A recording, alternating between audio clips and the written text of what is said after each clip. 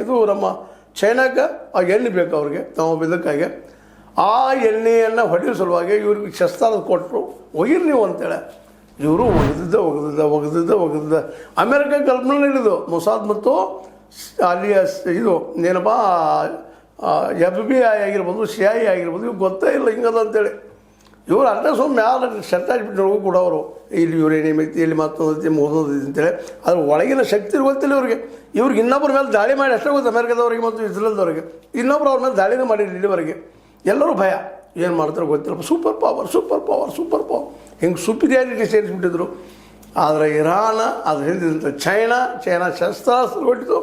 Iran ಹೊಡೆದು ಅದಕ್ಕೂ ಸಿಟ್ಟಿತ್ತು 50 ವರ್ಷಗಳೇ ಪಾಪ ಕಾಲಿಕ ಇಟ್ಟಿದ್ರು ನೀ ಅದನ್ನು ಮಾರುವಂಗಿಲ್ಲ ನಿನ್ನ ನಿಷೇಧ ನೀವು ಹೊರಗೆ ಬರುವಂಗಿಲ್ಲ ಯುರೇನಿಯಂ ನಾವು ಕೊಡಬೇಕು ಬಾಂಬ್ ತಯಾರು ಮಾಡೋಂಗಿಲ್ಲ ಅಂತೇಳಿ ಅವ್ರನ್ನ ಎಚ್ಚರಿಕೆಯಾಗಿ ಸಾಕಷ್ಟು ಗಳಿಸ್ಕೊಂಡಿದ್ರು ಅದು ಕರ್ಬ್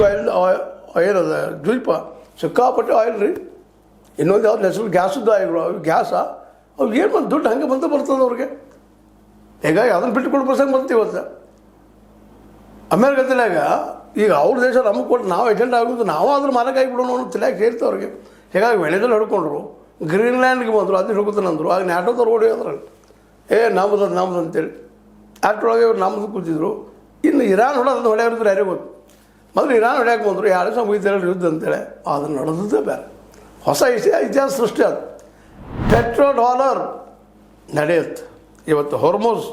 ಅದು ಇರಾನ್ ಒಪ್ಪಿದಾಗ ಓಪನ್ ಆಗ್ಯದ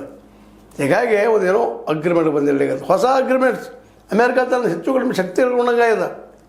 ಇವತ್ತೇನದೊಂದು ವ್ಯಾಪಾರದ ಒಂದು ಇದಿತ್ತಲ್ಲ ಕಲೆ ಅದು ನಶಿಸೋದಂಗಾಗ್ಯದ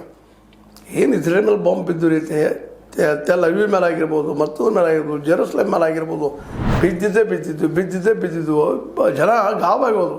ಇನ್ನೊಬ್ಬರನ್ನ ಹೊಡೆದು ಗೊತ್ತಿದ್ದು ಅವ್ರಿಗೆ ಯಾವ್ದಾರು ಹೊಡಿಸ್ಕೊಂಡಿರಲಿಲ್ಲ ಈ ಸಲ ಹೊಡೆದ್ರು ಲೆಬನಾನದಲ್ಲಿ ಪಾಪ